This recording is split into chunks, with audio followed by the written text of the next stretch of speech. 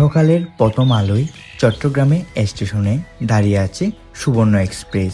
ধীরে ধীরে স্টেশন কাঁপা বাতাস, টিকিট কাউন্টারের ব্যস্ততা আর ট্রেনের হরন সবকিছু একসাথে যেন নতুন দিনের সূচনা করেছে।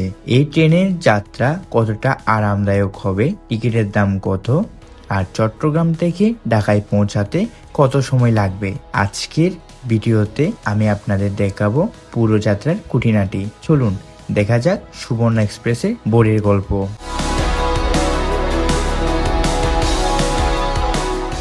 হ্যালো গাইস, কি অবস্থা? শুভ সকাল। আমি আজকে ঢাকায় যাব ট্রেনে করে, সো বিস্তারিত সবকিছু আপনাদেরকে শেয়ার করব। আমি খুব সকাল সকাল বের হয়ে পড়ি বাসা থেকে। ভোরে হালকা ঠান্ডা বাতাস, চারিদিকে এক ধরনের নীরবতা। রাস্তায় 2-3টা কুকুর ছাড়া কোনো মানুষ ছিল না। মাঝে মাঝে যারা চাকরিতে যাচ্ছে তাদের ধীরে ধীরে হাঁটা দেখা যাচ্ছে। কেউ হয়তো বাস ধরার জন্য তাড়াহুড়ো করছে, আবার কেউ হয়তো চুপচাপ নিজের পথে হাঁটছে। রাস্তার মধ্যে কোনো গাড়ি দেখা যাচ্ছে না। পুরো রাস্তা প্রায় ফাঁকা। মনে হচ্ছিল পুরো শহর তখনও ঘুমের মধ্যে ডুবে আছে।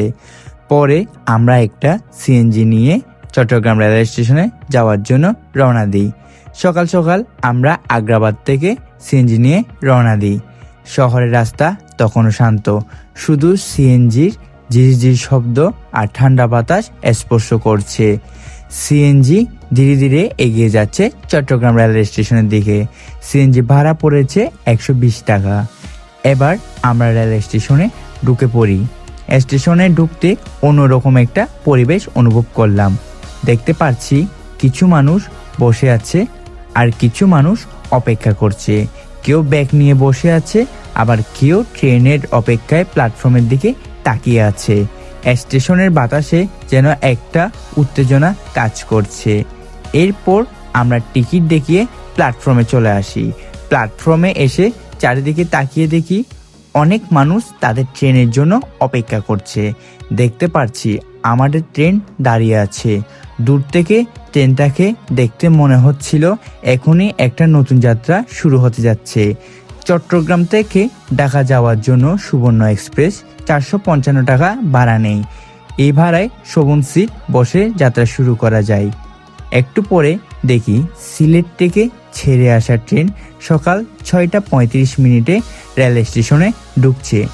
ট্রেনটি ধীরে ধীরে প্ল্যাটফর্মে ঢুকছে, সাথে শোনা যাচ্ছে ট্রেনের হালকা হরন। চারিদিকে যাত্রীরা তখন আরও ব্যস্ত হয়ে উঠেছে। এরপর দেখতে পাচ্ছি আমাদের ট্রেনের ইঞ্জিন বগির সাথে লাগাচ্ছে। ট্রেনের কর্মীরা ব্যস্তভাবে কাজ করছে। ইঞ্জিন ধীরে ধীরে এসে বগির সাথে সংযুক্ত হচ্ছে। এই দৃশ্যটা দেখতে সত্যি অনেক ভালো লাগছিল। এরপর ট্রেনের ভিতরে আমরা প্রবেশ করি। বগির ভিতরে ঢুকতে চারিদিকে তাকালাম। বগির ভিতরে একটু হেঁটে সামনে গেলাম। সিটগুলো মোটামুটি ঠিক আছে, দেখতে পরিষ্কার লাগছে, কিন্তু লং জার্নির ক্ষেত্রে একটু সমস্যা হতে পারে, কারণ পা রাখার জায়গা অনেক ছোট। লম্বা সময় বসে থাকলে হয়তো পা ব্যথা করতে পারে।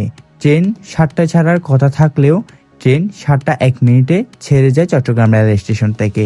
ট্রেন ধীরে ধীরে প্ল্যাটফর্ম ছাড়তে শুরু করে। হালকা ঝাঁকুনির সাথে শুরু হলো আমাদের চট্টগ্রাম থেকে ঢাকা যাওয়ার দীর্ঘ যাত্রা।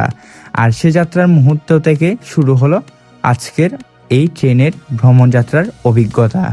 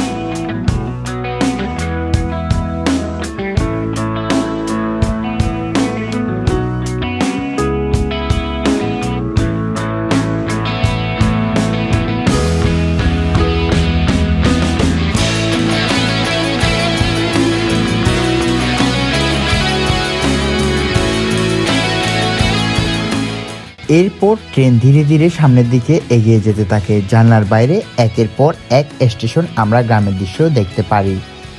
এরপর সকাল 9:25 কুমিল্লা অতিক্রম করে চলে যায়।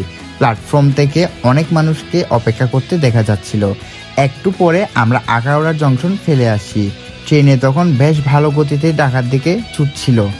এরপর আমরা মেঘনা ব্রিজ অতিক্রম করি।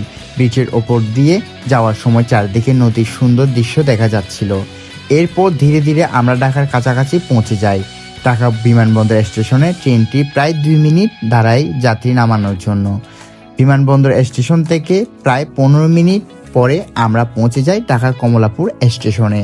আমরা ঢাকার কমলাপুর স্টেশনে পৌঁছাই দুপুর 12:20। চট্টগ্রাম থেকে সকাল 7:01 ট্রেন ছাড়ার পর ঢাকা পৌঁছাতে মোট সময় লাগে 5 ঘন্টা 19 মিনিট। এই ছিল চট্টগ্রাম থেকে ঢাকা পর্যন্ত সুবর্ণ এক্সপ্রেস ট্রেনের জার্নি। ভিডিওটি ভালো লাগলে অবশ্যই একটি লাইক করবেন, কমেন্ট করবেন, জানাবেন আপনার কেমন লেগেছে এই ভ্রমণ। আর যদি এখনও চ্যানেলটি সাবস্ক্রাইব না করে থাকেন তাহলে অবশ্যই সাবস্ক্রাইব করে দিবেন এবং কমেন্ট করে জানাবেন পরবর্তীতে আপনার কী ধরনের ট্রেন জার্নি দেখতে চান। আজকের ভিডিও এখানে শেষ করছি। আবার দেখা হবে নতুন আরেকটু ভিডিওতে।